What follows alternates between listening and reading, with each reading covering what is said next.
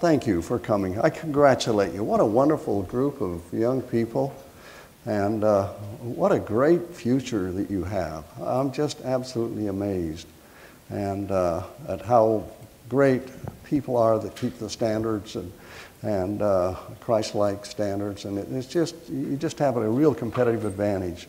That's one of the things that Warren Buffett likes, is competitive advantage. If he can have a competitive advantage, he's very interested in your company.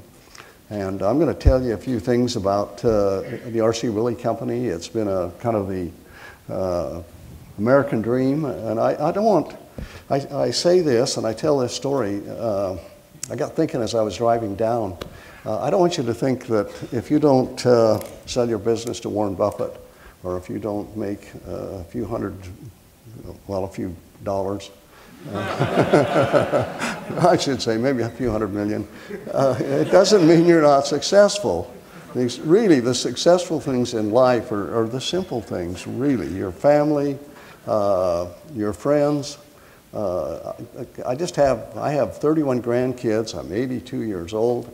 I have 8 children, and just had a grandson go into the mission home a few days ago, and we told him, we said, "No, Parker, it's going to be tough, but you can hang in there." He says, "I'm used to doing difficult things. I can do it." And he is so excited. He's going to the Ohio mission, and it's amazing. Last week I was down with some other grandkids, and my son has lived in Tucson. He's just got his advanced degree there, his PhD. And by the way, he did get his master's and his bachelor's here at BYU.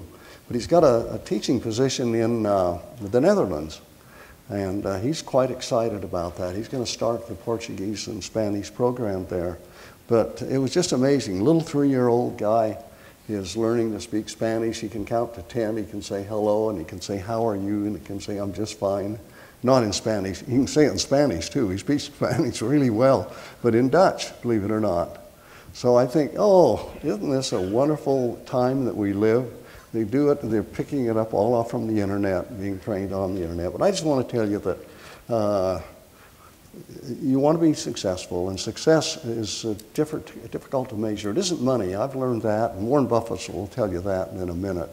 By the way, the reason I mention that is I invited Warren to come down. I think the first time I invited him to come to speak to some students, he was going to the U, and then when he could come, they didn't start their business school for 3 days, so I took him up to Weber State, and we had a fabulous experience there. And then next I got him down here to BYU. And President Bateman, Sister Bateman, was going to talk religion to him, and he said, I understand, you're wonderful people and so forth. She didn't convert him. He claims he's agnostic, but it's really not true. I can tell you he's a very religious individual and a wonderful person, great standards, just someone you'd like to be with. I tell everyone, and I'm pretty convinced, that my business IQ went up 15 points after I spent 15 years working with him rather closely. We've had him in our own home and been to dinner with him a number of times, and he's just a wonderful individual.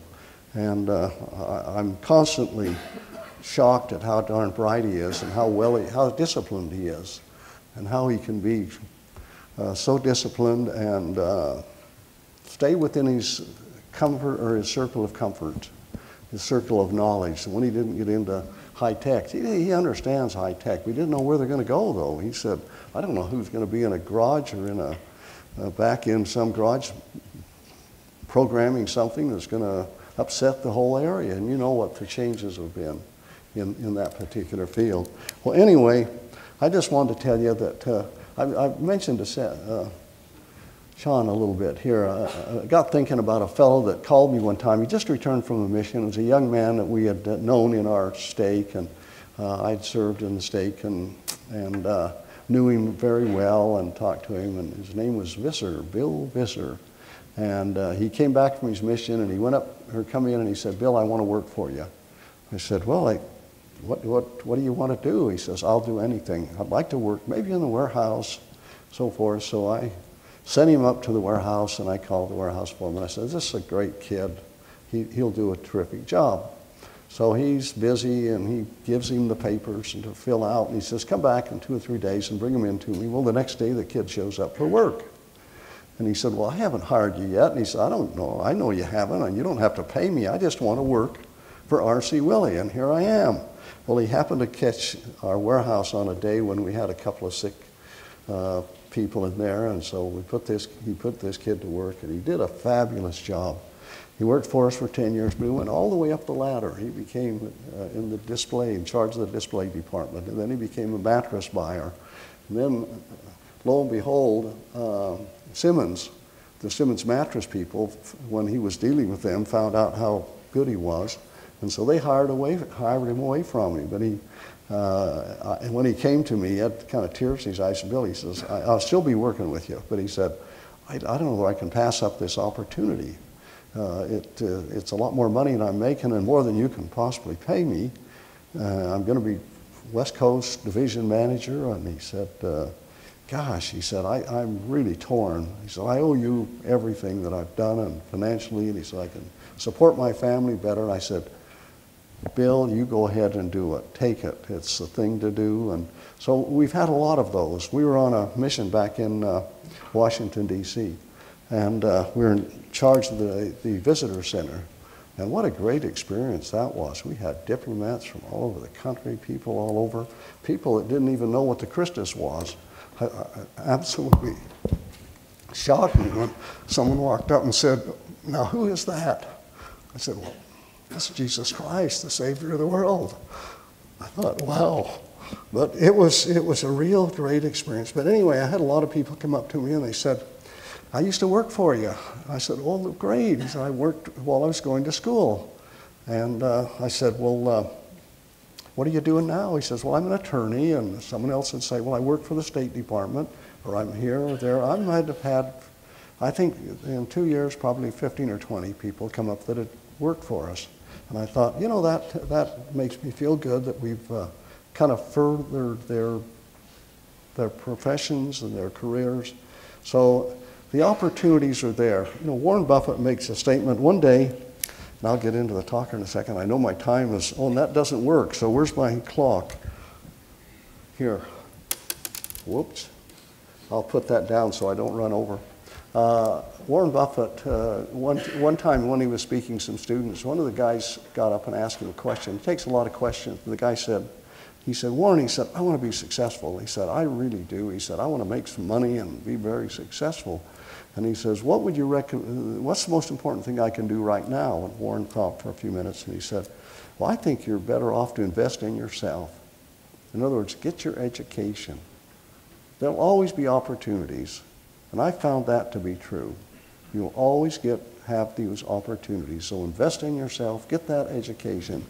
I know I didn't graduate in business, and I wished I had have done, but I've studied a lot since then. I've learned the empirical way, trial and error, and after I finished school, I went ahead and took all kinds of business classes, and I read business magazines and so forth. And I tell you one other quick story, and then I'll get into the story here, but I just wanted to compliment you for a great school and for the standards that you are, what you're doing and what you're living. And you're going to be successful. If I were going to place a bet on you and buy part of you as a stock, I would be tickled to death just to invest in all of you, because I think that would be a great return, be a very good business.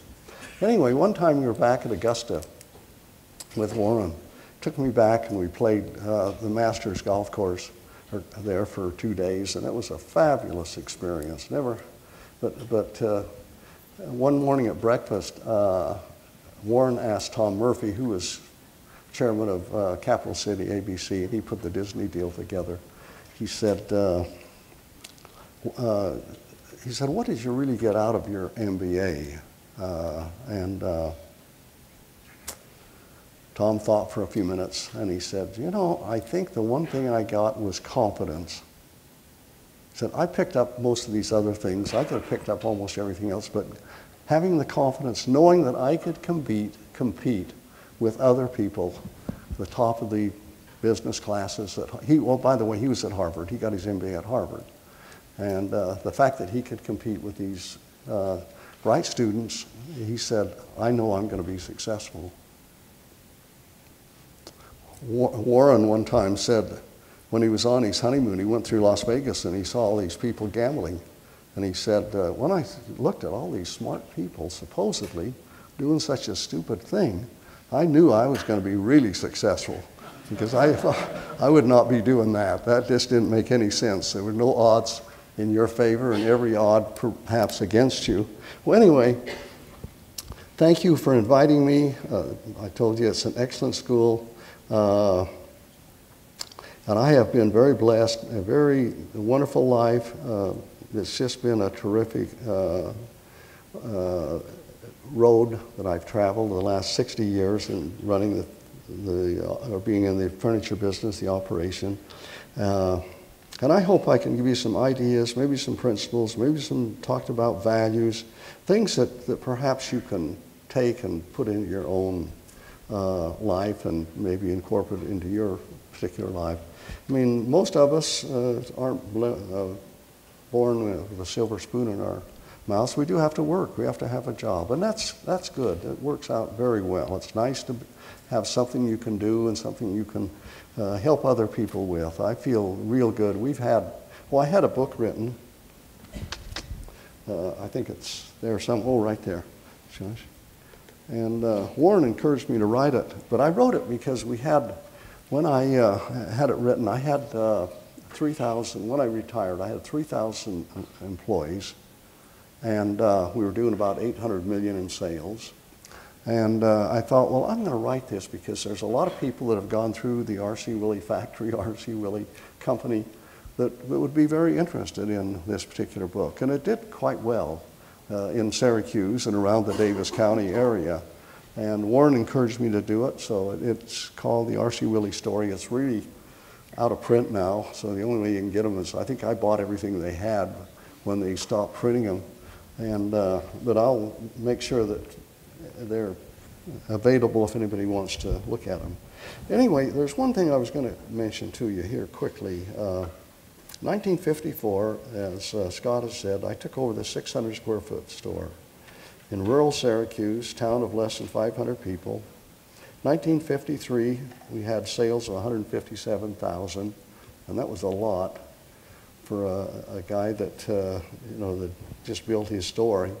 But actually, at that time, there were 44 to 45 different stores, furniture stores and appliance stores, in the Weber and Davis County that were all bigger and perhaps all better financed than RC Willey was. And yet today, there's only one left in that area, and that's a little store named Kiesel Sales and Service. So I ask you, why did RC Willey survive and succeed when 44 other stores were doing the same thing have closed their doors? That's kind of a pretty good question, isn't it? Maybe you ought to send that back to Harvard, or, well, not Harvard, just do it here at BYU. That would be a nice case study. So anyway, I'd kind of like you to, when you listen to the story, maybe you can surmise some of those why principles that we were able to succeed and others were not. There's a lot of reasons, undoubtedly. Some decided to retire and didn't want to get any larger, but mostly a lot of them, there were other reasons why they closed their door. The ultimate end was they probably didn't have enough customers, weren't making enough sales, and consequently weren't making enough money. That's usually a pretty good reason for closing a store. Anyway, I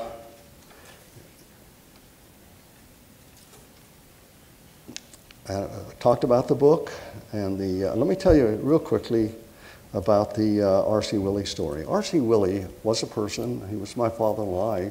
So one way to get into the business is marry his daughter. I did in 1951, and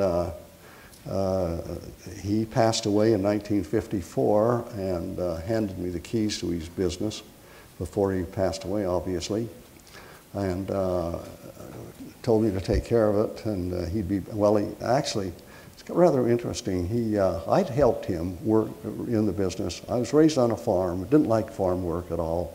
I mean, it was a tough business, a lot of hard work. Didn't have to use your mind as much as you had to use your back. And you also were at the mercy of the prices of the products, supply and demand. And then, of course, the weather was a factor. And it was hard to really depend on making the money in a farm. But farmers loved it. My dad loved it. He thought it was a great thing. And I, of course, was a little bit skeptical. I said, that's the last thing I want to do is be a farmer. So in our town, little town of Syracuse, we had no lawyers, we had no attorneys, lawyers, no physicians, we had no engineers.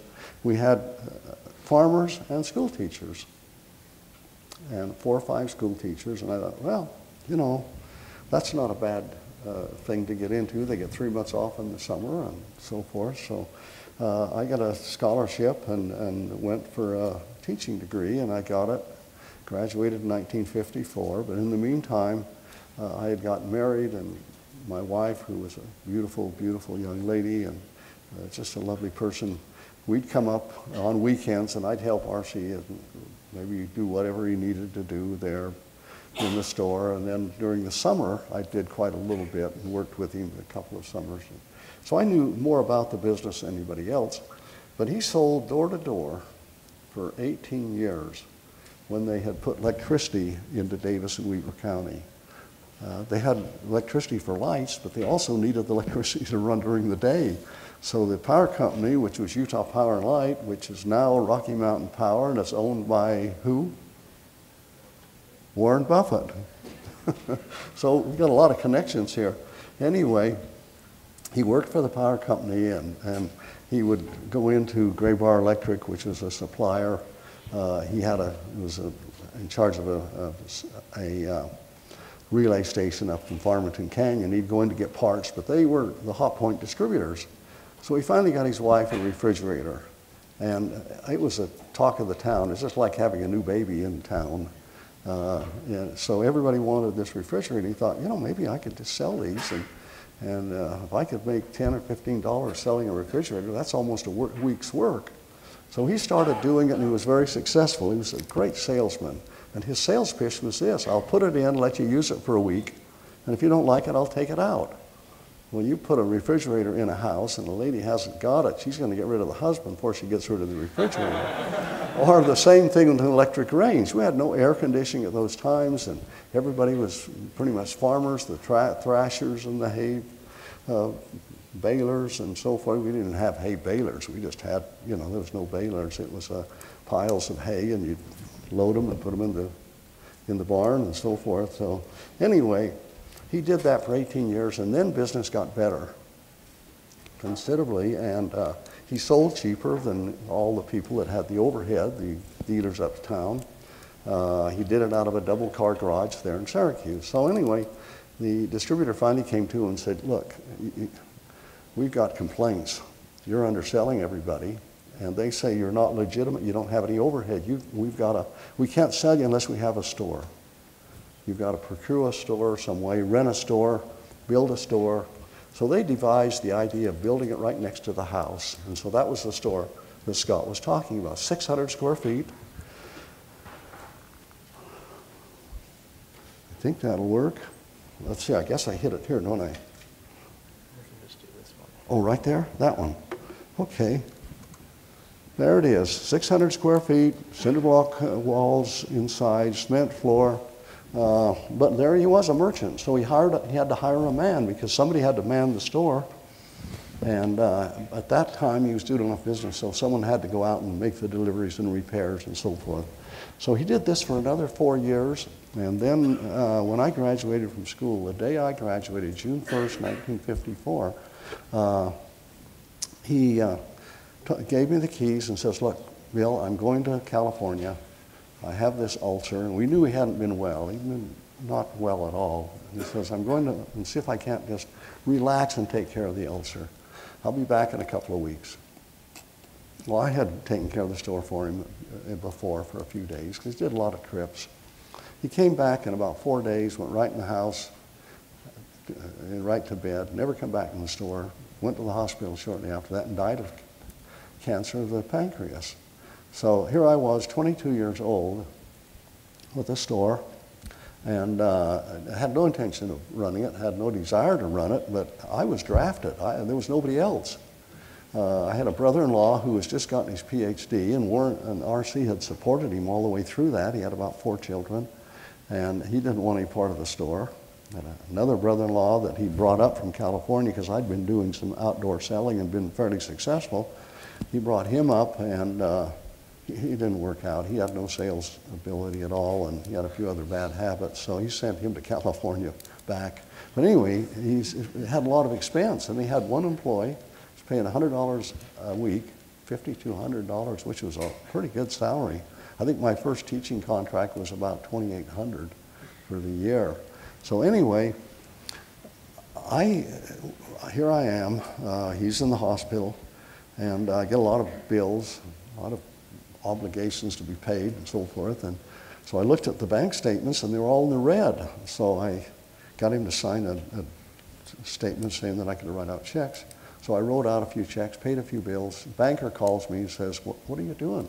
You don't have any money in the bank. How come you're writing checks? I said, well, I've looked at the bank statements. I just assume you're accumulating for some kind of a note or others. Well, this was the new banker that was going to be president-to-be. The old banker had gone to Europe, unfortunately, and that's a long trip. You had to go by train, and then you went by boat, and then, time you got back, it was about and so all this was going on, and this guy was looking at us, and he says, here RC Willey's in the hospital. He just built a new warehouse. He owes us $9,000. He's got all these contracts that he signed on the farm plan. That's if you pay 1/3, 1/3, 1/3. Never checked anybody's credit. 2/3 of them were delinquent, and they're all full recourse. And here we got some 22-year-old kid out there running that business, writing checks. And boy, he was concerned. And I realized, I was shocked when I found out that that company, we didn't have any money. Not only did we not have any money, we had more liabilities than assets by a considerable amount. When we did the probate, this is a bankrupt company. And here I was, what do? I got a mother-in-law that needs support. And I didn't want to get into business in the first place, but after that I thought, boy, oh boy, what have I gotten into? Well, I have a tendency not to ever want to give up or take no for an answer, so we struggled through that, and it was a struggle. It took us a few years to get to the point where we could write a check that would clear. And that taught me one thing. Number one, I'd never had a mortgage on a building, couldn't get one at first, and since then I've never had one. If I couldn't pay for it, I just didn't mortgage it. And it was rather a tempting situation. You people that do a little bit of analysis, when I analyzed what he was paying, he did $157,000 in 1953, which is his best year. His margin was less than 10%. Which gives you, $15,000 operating. He was paying a guy $5,200. He was supporting his son-in-law, me too, but I was only collecting $400 or $500 a year. Another son-in-law that had 4 children, that he brought him up from California, sending him back. He was supporting himself. He lived pretty well. He was losing about $7,000 or $8,000 a year there for the last 3 or 4 years, and so there was no.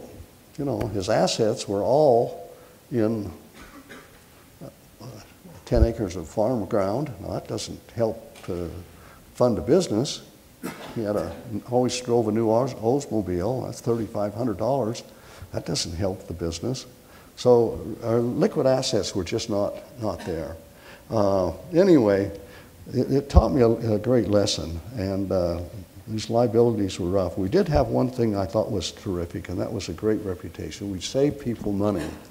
And I used to get 18 customers a week, and my goal was to sell all 18 of them. And I did some analysis, and I said, if I get 18 customers a week, that's a little under $1,000 a year. If I can sell them $250 each, 90% of them, then I can do about $250,000 a year. And if I can do $250,000 a year, and if I can make 5% instead of losing money like RC did, if I can make 5%, that's about $12,000 a year. I'll be out of debt in about 2.5, maybe 3 years.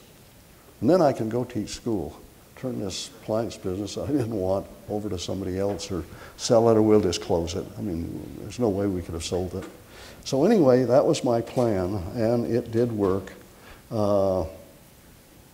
It was amazing. I was doing really pretty well, thought it was doing great, and then guess what? Here comes the IRS. And they called me and they wanted to look at our books, and I said, you know, I don't think we have any books. That's not exactly the right thing to tell the IRS. But I mean, I'd never seen, well, I knew he had a bookkeeper, and I knew that he had been paying this bookkeeper, and I knew his name was Keith, something or other, and he lived in Salt Lake. So later I found out that RC was an honest man, but he hadn't been paying any income taxes. He'd been paying this bookkeeper, and this bookkeeper was supposed to take care of all this.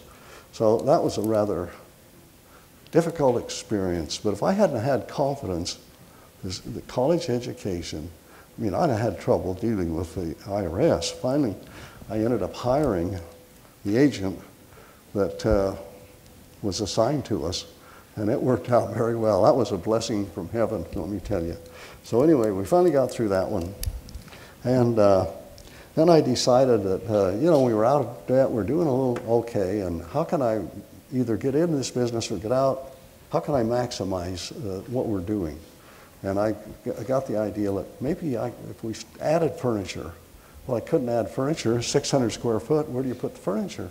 And I had gotten into a business deal. It was rather interesting. I had a lady come in and had an apartment house, and she wanted to buy a used refrigerator because they were trying to sell it. The family, the parents had died, and they wanted to sell this apartment house. It was in Ogden on about 26th Street. They had about 6 apartments in there. And she said, you ought to buy that. And I said, oh, I don't have any money. But anyway, I got a few facts from her, and I looked at it, and I said, you know, that's a 17, 18% return. I mean, why is she selling it? So I called my sister's husband, who had just retired from the government. He had $10,000. And I said, Casey, here's a deal. We gotta buy this. Because my goal is if I can make some money, I can expand and put furniture in. I had, in the meantime, I built a house. RC Willey had given me a lot, and I built a house 100 yards west of the store. And I put some furniture in the garage. I bought some upholstered pieces from a company up in Roy, Utah, and taken customers down and done pretty well with it. It was real good, and I liked the furniture for 2 reasons. Number one, your margins were better, but number 2, you didn't have any problems if you bought good furniture. Where the appliances and electronics at that time were full of problems. I mean, you're just putting in self-defrost refrigerators, and it was clogging up when it wasn't working right. The washers, we got doing really well. They just turned into an automatic washer. And GE, who we were buying from, a Hot Point line, all kinds of minor problems. They had changed the spin mechanism in the washer, gone from a fluid drive to a centrifugal clutch. And the problem with that, it was nice, but only lasted about 9 months, and it was guaranteed for a year. And so those things had problems, and it was a real expense. I had to fix a lot of those outside of the warranty, and manufacturer never really did step up. They later admitted it was their problem and so forth. And they were giving me the same parts that were defective in the first place. You need to watch that if you ever have a recall of some kind. But anyway, that was a problem. And one other thing too, I mean, I was not a great businessman, but I did realize that selling appliances and electronics, you only had one kitchen and maybe one living room to put the television in. We had a lot of problems with televisions too. I mean, they were just experimenting, and they weren't like they are today. Today, the appliances and TVs are very foolproof. So anyway, but you got furniture. You got 3 bedrooms or 2 bedrooms. You got a living room that needs sofas and chairs, and you got the kitchen that needs a dining room table. So you got much more. So when I finally, it was just real interesting. I shouldn't take much time on this, but it worked out well. I said, okay, what I'd like to do, we'd like to buy this. And I had arranged, my old banker friend had come back, and I'd arranged to get $10,000 from him. So it was $20,000, and we were going to pay it when, we'd already given them $1,000, going to pay it when they could clear the title. Well, the problem is they had someone in the family that was handicapped. It took them 3 years to clear it, two and a half to 3 years to clear the title. So we had about 2 years of collecting $10,000, $12,000 a year with a $1,000 investment. So then I was able to, then we had a chance to sell it. And I made about $20,000 on the whole package. And I was able to build the first addition to our store. And that's how I got into the furniture business, which worked out very well. And that was a nice move. Anyway, moving along, a couple of other things that we did. Furniture was great. You had to finance your accounts receivable. If you're going to sell furniture, they have to buy them on time. So I set up an appliance or a finance arm and was able to secure money by pledging the accounts. And it worked out well because we could treat our own customers. It was always in-house. If someone had a little problem, we could take care of them. And it was a great thing. And there was also one other benefit to it. It was called the installment basis of reporting income. That meant that you didn't have to pay taxes until you collected the account. It was an old law put on the books, and I got onto this and jumped on it fantastically. I was probably the only guy in the state of Utah or any place else that was using this. And the nice part about it too is it was amazing. When we hit this high interest rates with President Carter, the prime rate was up to 21%. When I started and took over the program, I was borrowing money for 8%. But then it went on up, and I was paying almost 21%. And I was loaning it out at 18%. And everybody thought I was about the dumbest guy in the whole business. How could you do that? If you put it on 2 years, you lose 6%. If you put it on 3 years, you lose 9%. And it's amazing. My business went like this. Everybody else's business went like that. So that's when Granite Furniture was bigger than we were at that time, but all of a sudden we passed Granite because they couldn't sell anybody. No one was going to take retail paper, and they couldn't finance it. But I could finance it, even though I was, subsidizing it. But the customer could, unless they could pay cash, they had to deal with us. And our business just went like that. It was amazing. And that's the time when we moved into Salt Lake. Anyway, that was great. I had accumulated in taxes about $7 million that I owed Uncle Sam. And then they closed the loophole in the law, but they gave me 4 or 5 years to pay it back, which worked out really well because we did our financing of our business. Anyway, credit was great. We expanded into Murray, out of Davis County, because when you look at the market, I always figured 50% of the business is done in Davis County, or Salt Lake County. 50% of the retail business and the population. 25% south, 25% north. Davis County, the big town of Syracuse now, which had 200 people in it when I was growing up. Now it's got 24,000, but 25% there. So if you're going to really expand, you need to be in the Salt Lake market. So, and then of course, the Hill Air Force Base was a real blessing to us because they had a 23,000 employees, 3,000 government, over 20,000 civilians, and they were huge customers. I mean, everybody was one of our customers practically that worked for Hill Air Force Base. And so anyway, but there was always talk that we're going to close it, we're going to close this. We had a Navy base too in Clearfield, and that's not a very good place to have a Navy base without oceans and so forth. So they did close that. They closed the arsenal. But Hill Air Force Base was very strong. So that was one of the other things moving into that area. Okay, then building infrastructure.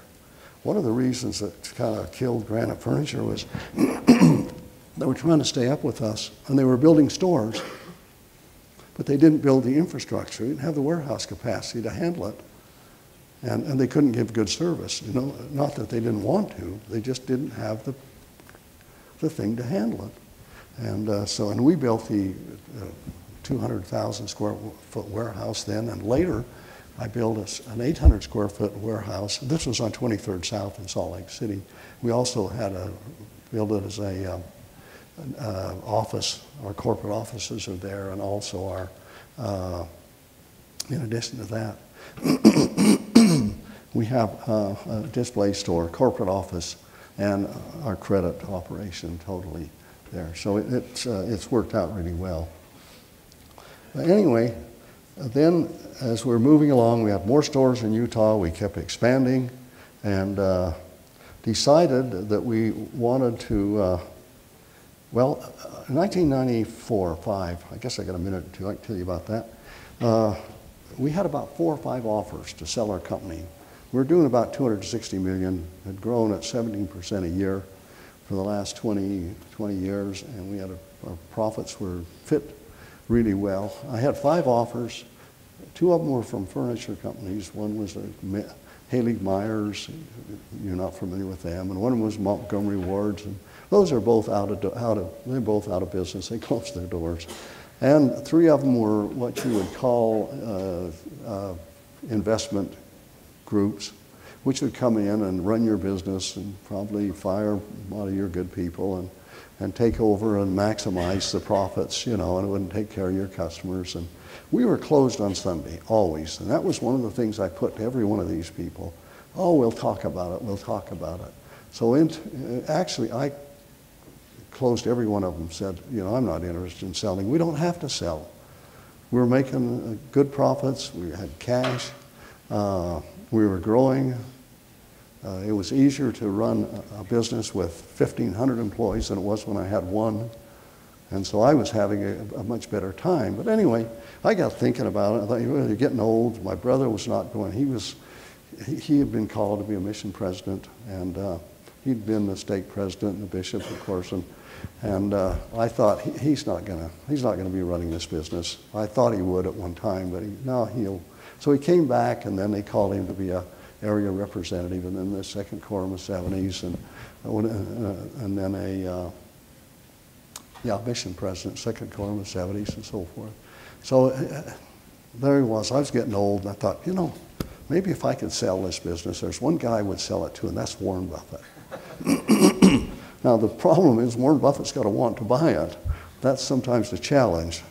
And so anyway, I got a hold of a friend of mine one day, and I says, Irv Blumpkin, he had bought their company in Omaha, Nebraska, and I said, Irv, I have 5 offers for our company. And I said, they're very handsome offers. I mean, I could do very, very well, but I really have turned them all down. If I was going to sell it, you've had such great relationship with Warren Buffett, I would like to sell it to Warren Buffett. He said, well, you got a wonderful company, I'll talk to him. So anyway, he talks to him. Warren calls me the next day, 2 days later, and he said, Bill, I understand you want to sell your company. And well, Warren, yeah, I'm so thrilled that you'd call. I mean, I'm really honored. We talked about it, and we finally sold it, and it worked out well. He gave me $25 million less than I had been offered with the other companies. But I'll tell you later, stock was $22,000 a share. He locked it in. And now it's 207, I think, 207,000 a share. So I've had a nice appreciation. And it was better than selling it to Haley Myers, who went broke, or to Montgomery Ward's, who went broke, you know, or any of those others, which had had me open on Sunday, and I'd terribly. Anyway, okay. Now I'm going to just take you one more thing. We want to expand out of state. And I think I got about 3 or 4 minutes. Want to expand out of state. I've got more darn stuff than I could talk for days. In fact, I'd give you a little of our philosophy. Maybe I can do that if you want to go in the Q&A. I gave a talk. I've given 100 talks, so I know this story inside out, and I can't change the story. Sometimes I can change the emphasis because there's so much that I could tell you about so many of these things that we could emphasize. Anyway, wanted to go out of state because I thought we were ready, and a place called in Nevada that had been the fastest growing city in America, Henderson, Nevada. And I kept telling Warren, we got to go to Henderson, Nevada. Oh, no, we'll think about it. So anyway, one day he was going to be in Las Vegas. And I called him and I said, Warren, I'm going to meet you there, and I've rented a helicopter. We're going to fly over Las Vegas. So we did. And he looked at this. I said, so look at all these housetops, all these rooftops. I said, we should have been here 5 years ago, but we're not. Now we're here. We ought to be here right now. And I said, and we're ready. We got our systems ready and so forth. And when he got through, he says, no, we're not going to go. And I said, well, Warren, it's got to be the Sunday closing. And he said, yep, we're not going to open on Sunday. But we're not going to move into a market that we can't succeed and be closed on Sunday. And there's no way you can succeed in Las Vegas and be closed on Sunday. I said, you don't want to challenge your boss. And knowing Warren, when the high-techs were flying, everybody thought he was lost it. And then when they dropped, his stock went like this, and he was the hero again. So I learned you never give up on Warren Buffett. He's got vision and foresight that a lot of us just don't have. So anyway, he just wouldn't, I couldn't convince him. So about 2 weeks later, I called him and I said, Warren, at first I'd mentioned Boise, Idaho. I said, Boise, Idaho, 385 miles. I said, I've got this big warehouse, we can service it, and we can get into that market. I've looked the market over, and we've got a barrier of entry there. We've got a competitive advantage. We can deliver merchandise immediately. I'm buying better than all the dealers up there.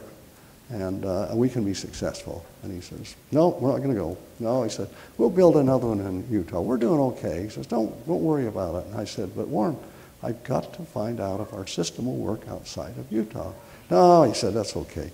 So anyway, one day I was in the shower and I got thinking about it, and I said, I've got to think out of the box here. I've got to do something different. So I called him and I said, Warren, I'd like to talk about Boise, Idaho.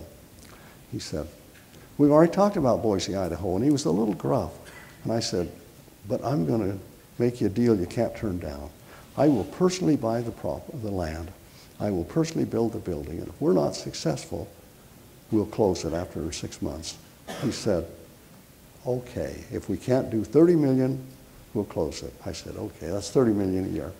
He said, and then if you can do 30 million, we can do 30 million a year, I'll pay you 4%. I'll lease it from you and pay you 4% of gross sales. I said, well, that's more than fair. That's great. Then I made a dumb statement. I said, I'll do one better. I'll sell it back to you exactly what I paid for it. I won't take any interest or nothing. And he said, okay. Well, the store did 50 million the first year. It did 85 million 2 years later. And you take 4% versus $85 million on a $10 million investment. Wow.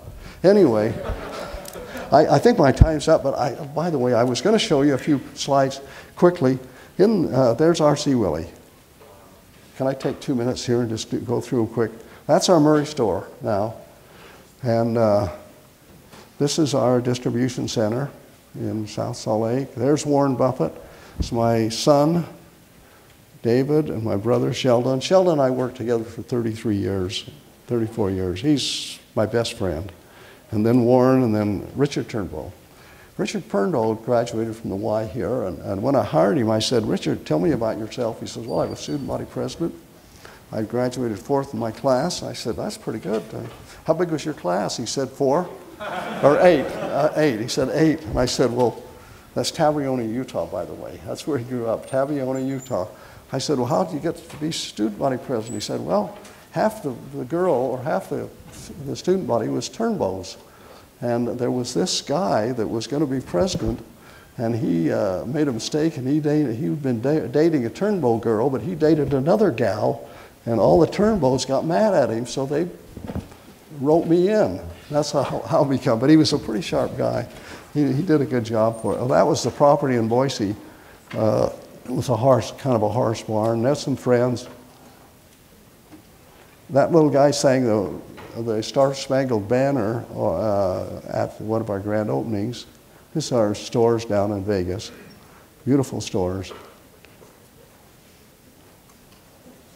This is our new Draper store. And by the way, Draper's doing well. Oh, by the way, we have stores now in Sacramento. We have 3 stores in Nevada, Idaho. And we're doing more business in Utah than we are in, or more business out of Utah than we are in Utah. That's what you like to see, people waiting to get in. And this was Las Vegas. Another store. Here's just some rules to live by, business principles. There's the book, management principles. If you ever have an interest, you could get in and take a look at some of those. Let me just show you a couple other things. Everybody's always asked me, what did you do after, when I retired? My nephews, I turned it over to my nephews, and Warren says, you sure you want to do this? I says, yeah, I do. So anyway, we built the University Orthopedic Center. I got involved with some people in real estate, and did quite well. That was a beautiful building. We built that and sold it back to the docks, and they were thrilled to death. They were just excited as could be. Here's River Park. That's 125 acres. I financed it to start with, and it's been a home run. It's a beautiful resort. Okay, and there's Kaloa Landing. Now this one isn't a home run. Sometimes you hit things that don't kind of work out. I could tell you on the Q&A if you want to know, but I think it will be. But 30 acres purchased in Hawaii. It's a beautiful place. If you're going to make a mistake, Hawaii's not a bad place to make it because it's very beautiful there. That's the original piece of land. That's excavating. There we are. That's one of the pools now. These are all, it's an absolute, it's just a beautiful island and a beautiful resort. There's a little putting green there now that we have. We're just adding another 208 units. Thank heavens for Berkshire Hathaway stock. I'm able to borrow at a really reasonable. Okay, that's it. Oh, that's Warren. That's the gal that wrote Snowball. I'm the ugly guy on the other side, and there's Warren in the middle. I didn't even know I had these. That was a mentor.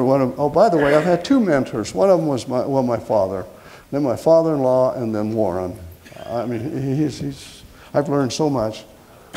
Oh, the Cougars. Now, see, how about that? That's worth bringing here, isn't it? I think that's it.